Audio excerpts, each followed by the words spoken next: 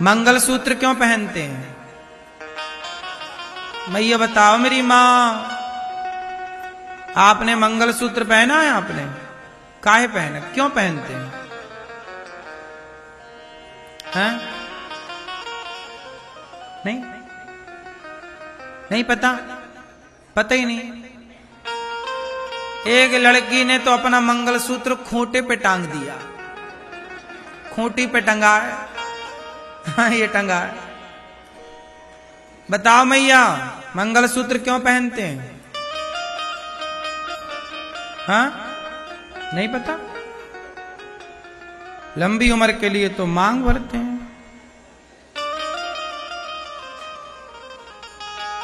मंगलसूत्र क्यों पहनते हैं? उसका नाम ही है मंगल। मंगल सूत्र,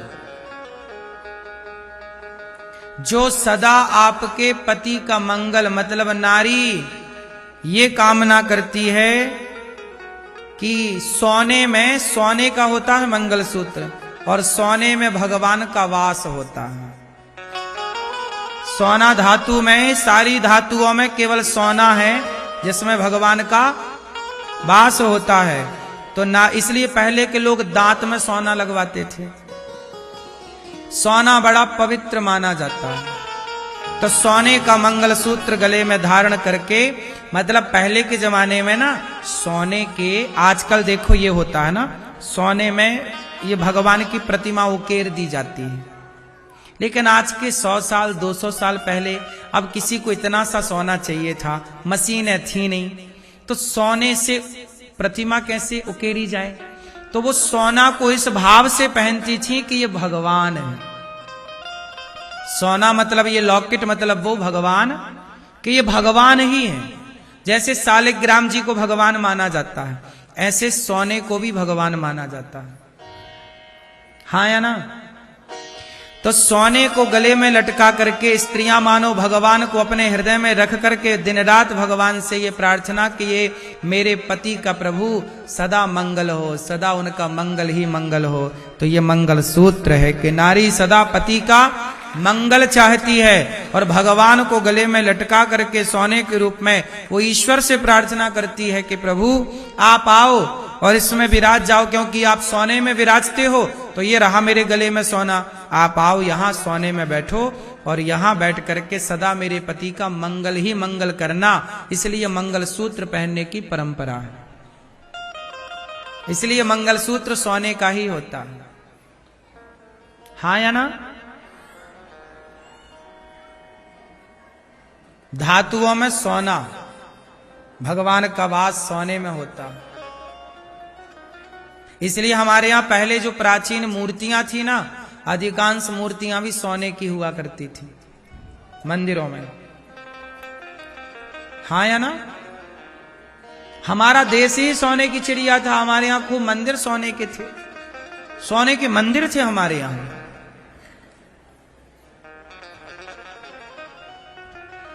इसलिए नारी मंगलसूत्र पहनती है। अच्छा, मेहंदी क्यों लगाती हैं स्त्रियां? बताओ मैया, मेहंदी क्यों लगाती हो मेरी मां?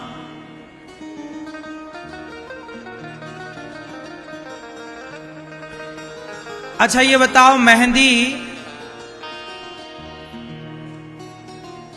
कैसे बनती है? पहले, आजकल तो ये मेहंदी आ गई ना पाउच वाली, पहले ऐसी वाली मेहंदी आती ही नहीं थी। पहले महिलाएं नेचुरल पत्ता तोड़ती थी मेहंदी का। कितने लोगों ने वो पुराना प्रोसेस फॉलो किया है? क्या करती थी मैया? पत्ता तोड़कर उसे घिसती थी, उसे पकाती भी थी क्या? नहीं पका, घिसती थी, पीसती थी। क्या करती हैं? सिलबट्टे से पीसती, और पिसने के बाद वो कैसी दिखती है? हरी होती है, लेकिन लगाने के बाद कैसी आती है? तो ये मेहंदी क्यों लगाई जाती है लड़की के हाथ में? शादी के पहले मेहंदी लगा दी जाती है। मंडप पर बैठती है तो मेहंदी लगाकर, उस लड़की को ये बताया जाता है कि देख, जैसे मेहंदी का पत्ता कुचरा गया, क्या हुआ, सिलबट्टे पे रख के उसको ऐसे कूटते हैं ना, सुन बेटी तेरी भी ऐसी कुटाई हो सकती है। लेकिन घबराना मत, देख वो जितना कुटती है, मेहंदी जितना कुटती है उतना ही वो गहरा रंग छोड़ती है। तो जीवन में जो जितना बर्दाश्त करेगा, जो जितना सहेगा, वो उतना गहराई पे उतरेगा, उतना सुख आनंद की ओर बढ़ेगा। ये मेहंदी का मैसेज है, हाँ या ना। हाथों की सुंदरता कब बढ़ाती है मेहंदी? मेहंदी रची है, ये तो सबने देखा, लेकिन रचने के पहले उसको कुटते हुए किसी ने नहीं देखा, पिटते हुए किसी ने नहीं देखा। रची तो सबने देखा, पिटते हुए किसी ने नहीं देखा। बस इसलिए आज जीवन में स्त्री उस मेहंदी की तरह है। कैसे? पेट फड़वाती है स्त्री अपना, पर पेट फड़वाती है, मेहंदी जैसे कुटती है, ऐसे नारी कितना कष्ट पाती है। कभी अपमान का सास के द्वारा, ससुर के द्वारा, जेठानी के द्वारा, पति के द्वारा अपमान सहती हुई भी, कई बार बर्दाश्त करती हुई भी वो रहती है। लेकिन जो रह लेती है, जो सह लेती है, वो रह लेती है, और जो नहीं सह पाती वो नहीं रह पाती, उनके रिश्ते टूट जाते हैं। इसलिए जीवन में कैसी भी मुसीबत आए, कैसा भी जीवन में उतार चढ़ाव आए, लेकिन आपको परिवार की दो बातें सुनकर समझ करके चलना होगा, तो ही रिश्ते चलेंगे। इसलिए मेहंदी लगाई जाती है, और मेहंदी लगाई भी किसके नाम की जाती है? हाथ उसका पति के नाम की। जैसे मेहंदी अपनी हरियाली को, हरेपन को छोड़कर वो एक और ही रंग में उभरती है, उसी प्रकार स्त्री जैसे मेहंदी ने अपने उस हरे कलर को छोड़ दिया, ऐसे स्त्री ने सब कुछ छोड़ा। बेटा के लिए पेट वो फड़वाती है, पर बेटा बाप के नाम से जाना जाता है। मांग उसकी, पर मांग सिंदूर पति के नाम का, गला उसका मंगलसूत्र पति के नाम का। उस स्त्री का समर्पण देखिए कि जैसे मेहंदी का समर्पण, मेहंदी अपना अस्तित्व मिटा देती है, उसी तरह एक स्त्री भी अपना अस्तित्व मिटाती है, अपना नाम, अपना गोत्र सब छोड़कर पति के नाम और गोत्र से जानी और पहचानी जाती है। उस मेहंदी की तरह समर्पण एक स्त्री का है। इसलिए मेहंदी लाल होती है, रचती है ना, लाल सुंदर, काली भी हो जाती है रच करके, वो पूरी गहरी रचे तो। ऐसे ही कि जीवन का ये जो रंग है ना। अच्छा ये बताओ, मेहंदी भी लाल, और लड़की जब मंडप के नीचे आती है तो किस कलर की साड़ी पहन के आने की परंपरा है? मंडप के नीचे ब्याह किस कलर की साड़ी से होता? कौन सा वस्त्र पहनती स्त्रियां? लाल। क्यों? और रंग इतने सारे हैं, क्यों नहीं? स्त्री मंडप के नीचे लाल रंग ही क्यों पहनती है? क्यों पहनती है? आपको कभी पता चला इस बात का? नहीं? जानने की कोशिश नहीं की? क्यों? लाल, पीला, केसरिया, यही रंग होते हैं विवाह में दुल्हन के, हाँ या ना? क्यों? क्योंकि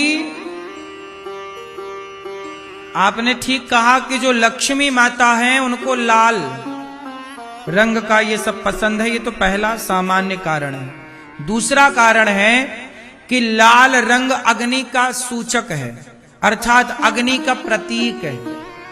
किसका प्रतीक है? अग्नि का प्रतीक है ना, धधकती है आग तो ऐसी होती है लगभग। तो लाल कपड़ा हमारे देश का सन्यासी भी ऐसी पहनता है लगभग, भगवा उसी से मिलता जुलता, हाँ या ना।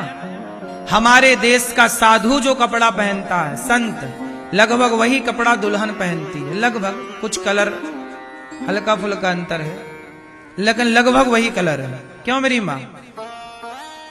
क्यों? क्योंकि स्त्री और सन्यासी में कोई ज्यादा अंतर, विवाह होना भी अपने आप में एक बहुत बड़ा त्याग है। स्त्री वो लाल कपड़ा, मतलब आज से वो सन्यास ही ले रही है। किस बात का सन्यास? इस बात का सन्यास कि वो अपने पति के लिए अपने परिवार को सदा सदा के लिए छोड़ करके जा रही है। अपने पति के लिए अपना आंगन, अपनी बहन, अपनी माँ, अपना पिता, सबसे नाता तोड़कर पति से नाता जोड़ चली। सीता माँ ससुराल गई ना, उसके बाद फिर वो मायके नहीं आई। पति के बिना वो कैसे रहती? ये समर्पण है। आजकल रिश्ते टूटते क्यों हैं? क्योंकि रिश्तों में समर्पण ही नहीं। पहले की स्त्रियां एक बार ससुराल जाती थीं तो मायके लंबे समय बाद आती थी। मायके से कोई संपर्क नहीं था तो उन्हें ऑप्शन नहीं था, ऑप्शन ना था, माँ का, बाप का, भाई का ऑप्शन नहीं था, तो ससुराल में रहती थी और आनंद से अपना रहना सीख लेती थी और वहीं आनंद से जीती थी। आजकल ऑप्शन है कि पति नहीं, सास नहीं, तो माँ जिंदाबाद है, बाप कहां गया? बाप के घर में हमारे नाम की रोटियां तो सदा हैं। क्यों जी? इसलिए मेहंदी का, लाल कपड़े का, हर चीज का एक कारण है सनातन में। विवाह में बहुत सारा कार्य होता है, अग्नि की साक्षी होती है, मंडप गाड़ा जाता है। मंडप क्या है? वो यज्ञ कुंड है, एक यज्ञ का पूरा विधान होता है, तब जाके आपका विवाह संपन्न होता। हल्दी चढ़ाई जाती है आपको, उसके भी कारण है। तेल चढ़ाया जाता, उसका भी कारण है। मांगर माटी होती है। मांगर माटी समझते हैं आप लोग? गांव की मिट्टी लाई जाती है मंडप के नीचे रखने के लिए। विवाह के पहले मांगर माटी में स्त्रियां जाती हैं, पुरुष भी जाता है। पुरुष की भी मांगर माटी होती है, स्त्री की भी होती है। मांगर माटी कौन कौन जानता है? ये होता है ना प्रोसेस। माटी लाई जाती है गांव की, जिस माटी पे हम खेले हैं, खाए हैं, वो माटी उस मंडप के नीचे लगाई जाती है। उसी माटी का चूल्हा बनता है। वहां पे जो वहां नेंग होते हैं, आगे का प्रोसेस होगा जो छोटा छोटा, सब कुछ वो माटी होती है। राम भी जब गए थे तो 14 साल के लिए अपने अयोध्या की साथ में माटी लेकर के गए थे। उसी कहते हैं मांगर माटी, माँ की माटी, माँ के गांव की, माँ की मतलब वो माँ, कौन सी माँ? पृथ्वी माँ। हमारा गांव, जिस माटी पे हम खेले, वो भी तो हमारी माँ है। एक माँ है जिसकी गोद में खेले, वो जन्म देने वाली माँ, और एक माँ जिस धरती माँ की हमने माटी खाई। इसलिए तो कहते हैं जन्म देने वाली माँ और जन्मभूमि। जन्मभूमि क्या है? जन्मभूमि क्या है? माँ। जन्मभूमि क्या है? जन्मभूमि पृथ्वी माँ है। तो जननी जन्म भूमश्च स्वर्गादपि गरीयसी। जन्म देने वाली माँ और जन्मभूमि दोनों माँ है। तो एक माँ की माटी, दूसरी माँ बैठकर उसका चूल्हा बनाती है और उसी से आगे का सारा प्रोसेस होता है। तो ये विवाह एक बहुत बड़ा, एक उसमें सभी देवताओं का आवाहन, सभी का, नगर देवता का, कुल देवता का, ग्राम देवताओं का आवाहन। जब बेटी का विवाह होता है, केवल रिश्तेदार आशीर्वाद देने नहीं आते, समस्त देवी देवताओं का आवाहन किया जाता है। देवी देवता आओ, हमारी बेटी को आशीर्वाद देकर जाओ। इसलिए मंडप के नीचे लड़की को लक्ष्मी माना जाता है और पुरुष को नारायण माना जाता है। कोई भी लड़की हो, कोई भी लड़की हो, जब वो दुल्हन बनती है तो वो लक्ष्मी कहलाती है। लड़का दुल्हा बनता है तब वो नारायण कहलाता है। हमारे यहाँ दुल्हा दुल्हन को लक्ष्मी नारायण ही कहा जाता है। इसलिए लड़की के माँ बाप पांव पूजते हैं इस भाव से कि ये लक्ष्मी और नारायण है। जबकि दामाद तो बेटे की तरह होता है, तो दामाद अपने सास ससुर के पांव छुए तो कोई आश्चर्य नहीं है। लेकिन परंपरा यही है कि हमारे यहाँ लड़की का पिता लड़के के पांव छूता है, मतलब दामाद के पांव छूने की परंपरा है। हाँ या ना? हाँ या ना? आपके यहाँ क्या परंपरा है? आपने अपनी बेटी जिसके संग ब्याही उसके पांव छूते हैं कि नहीं दामाद के? बोलो हाँ कि ना? क्यों छूते हैं? इसलिए क्योंकि हमने आपको मंडप के नीचे नारायण के रूप में स्वीकार किया है। किस रूप में स्वीकार किया है? नारायण के रूप में स्वीकार। जबकि आप हैं हमारे बेटे की तरह। दामाद तो बेटे की तरह होता है ना? क्यों मेरी मां? दामाद किसकी तरह है? बेटे की तरह है। बेटी और दामाद बेटी है और दामाद बेटा है। लेकिन फिर भी भारतीय परंपराओं के अनुसार चूंकि हमने मंडप के नीचे अपनी बेटी को लक्ष्मी माना और अपने दामाद को नारायण माना, तो माना है तो अब सदा मानेंगे। इसलिए बेटी के पांव पिता छूता है। इसलिए बेटी के पांव कौन छूता है? बेटियां, कई जगह ऐसा भी परंपरा है कि बेटियां बाप के पांव छूती हैं, बेटियां मां के पांव छूती हैं, इसलिए कि हमारी मां बड़ी है, मां होती है। लेकिन ये गलत है। इससे सही गलत तो अब परंपराएं चली आ रही हैं, सही गलत कहना ठीक नहीं है। लेकिन जो सही प्रोसेस है वो यही है। हमारे यहां लड़की को लक्ष्मी माना जाता है। क्या माना जाता है? हमारे घर लक्ष्मी आई है तो लक्ष्मी तो हमारी मां है, तो जो हमारी मां है हम उसे पैर कैसे छुलवा सकते हैं? कैसे? इसलिए बेटियों के पांव सदा से बाप छूता है। हमारे यहां कन्याओं के पांव छुए जाते हैं, कन्याओं से पांव छुलाए नहीं जाते। हाँ या ना? ये जितनी बूढ़ी बूढ़ी स्त्रियां हैं, तुम कितनी भी बूढ़ी हो जाओ, पर कन्याएं सदा तुम कन्याओं के ही पांव छुओगी, कन्या तुम्हारे पांव नहीं छुएगी। हाँ या ना? क्योंकि हमारी जो परंपरा है उसमें कन्या को लक्ष्मी माना गया। तो आज भी ये लक्ष्मी है और मंडप के नीचे जिस दिन बैठेगी उस दिन भी ये, तो फिर हम आपसे पांव कैसे छुआएं? इसलिए दामाद के और बेटी के पांव बाप छूता है और मां भी छूती है। पूजते हैं ना, पांव पूजना बोलते हैं, ऐसे ऐसे। हाँ या ना?